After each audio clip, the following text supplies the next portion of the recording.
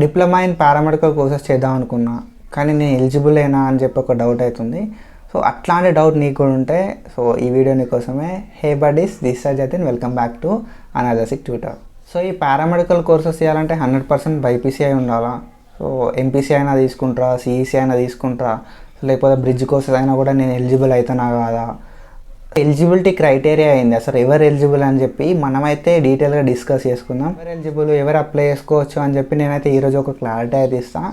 So దానికంటే ముందు మనమైతే ఆల్రెడీ పారామెడికల్ గురించి ఒక వీడియో అయితే వేసుకున్నాం. సో 2023 పారామెడికల్ నోటిఫికేషన్ ఎప్పుడు వచ్చింది, సో అప్లికేషన్కి మనకి ఎన్ని రోజులు టైం ఇచ్చారు, సో కౌన్సిలింగ్కి ఎంత టైం ఉండే అని చెప్పి సో మనమైతే అన్నీ కూడా క్లియర్గా ఒక వీడియో అయితే వేసుకుందాం.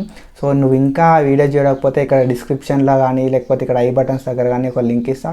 So you can go and check it out from there. And without any late we're going to start our video.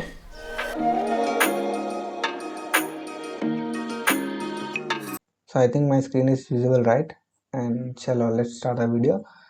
So ఏదైతే 2023 లోపల మనకి పారామెడికల్ బోర్డు నుండి సో వచ్చిన నోటిఫికేషన్లో మనకైతే ఎలిజిబుల్ క్రైటీరియా అయింది. అసలు పారామెడికల్ కోర్సెస్ చేయాలంటే ఎవరు ఎలిజిబుల్ అని చెప్పి మనకైతే మెన్షన్ చేయడం అయితే జరిగింది. సో ఈ నోటిఫికేషన్లో మనకేం మెన్షన్ చేశారంటే, సో ఎవరైతే ఇంటర్మీడియట్ పాస్ అవుతారో వాళ్ళందరినీ కూడా మనకైతే పారామెడికల్ బోర్డులోనైతే తీసుకోవడం జరుగుతుంది for various paramedical courses. So A paramedical course అయినా కూడా ఇంటర్మీడియట్ కంప్లీట్ అయితే తీసుకుంటారు. But the major and majority priority ఎవరికి ఇస్తారంటే బైపీసీ గ్రూప్ వాళ్ళకైతే ఇస్తారు. సో ఎవరైతే బైపీసీ చేస్తారో వాళ్ళు పారామెడికల్ డిప్లొమా కోర్సెస్ చేయడానికి బాగా ఎలిజిబుల్. ఓకేనా, ఫస్ట్ ప్రియారిటీ అనేది వాళ్ళకి ఇస్తారు. ఆఫ్టర్ దట్ ఎవరైతే ఎంపీసీ చేస్తారో, ఓకేనా, సో ఎంపీసీ చేసిన వాళ్ళని కూడా మనకైతే సో పారామెడికల్ కోర్సెస్కి ఎలిజిబుల్ అండ్ పారామెడికల్ కోర్సెస్కి తీసుకుంటారు. ఓకేనా, సో ఫిజిక్స్ కెమిస్ట్రీ ఉంటాయి కాబట్టి సో ఎంపీసీ చేసిన వాళ్ళని కూడా మనకి పారామెడికల్ కోర్సెస్కి అయితే తీసుకోవడం అయితే జరుగుతుంది.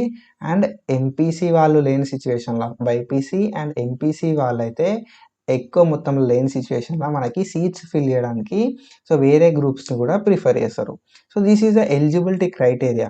ఓకేనా, సో ఇది మెయిన్గా ఎలిజిబిలిటీ క్రైటీరియా ఇది. సో ఇంటర్మీడియట్ చేసిన ప్రతి ఒక్కరు కూడా పారామెడికల్ కోర్సెస్కి ఎలిజిబులే. సో దట్ అప్లై చేసుకునే ఇంట్రెస్ట్ ఎవరికైనా ఉంటే మాత్రం మీరైతే అప్లికేషన్ అయితే చేసుకోండి. సో వచ్చే ఛాన్సెస్ అయితే ఉంటాయి. So this is about the eligible criteria. And కొన్ని కోర్సెస్కి మాత్రం మనకైతే బైపీసీ అయితే మ్యాండేటరీగా ఉండాలి. లైక్ నేను ఇక్కడ చూపెడతా, మనకి ఇక్కడ ఇంకొకటి అయితే మెన్షన్ చేసిన point. So here you can see that మనకైతే మ్యాక్సిమం అన్ని కోర్సెస్కి ఏవైతే అన్ని పారామెడికల్ డిప్లొమా కోర్సెస్ ఉంటాయో అన్నిటికీ ఇంటర్మీడియట్ పాస్ అయితే సరిపోతుంది బైపీసీ లోపల. సో బైపీసీ లేని సిచ్యువేషన్లో మనకి ఎంపీసీ వాళ్ళని కూడా తీసుకుంటారు, ఆర్ఎల్స్ ఏదైతే ఇంటర్మీడియట్ గ్రూప్స్ ఉంటాయో వాళ్ళందరినీ కూడా తీసుకుంటారు.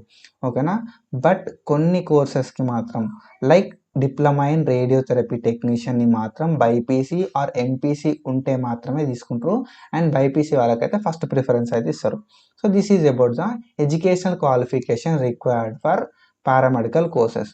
ఓకేనా, సో డిప్లొమా చేయాలనుకుంటే ఈ ఎడ్యుకేషనల్ క్వాలిఫికేషన్స్ అయితే ఉండాల్సి ఉంటుంది. So this is about the educational qualification.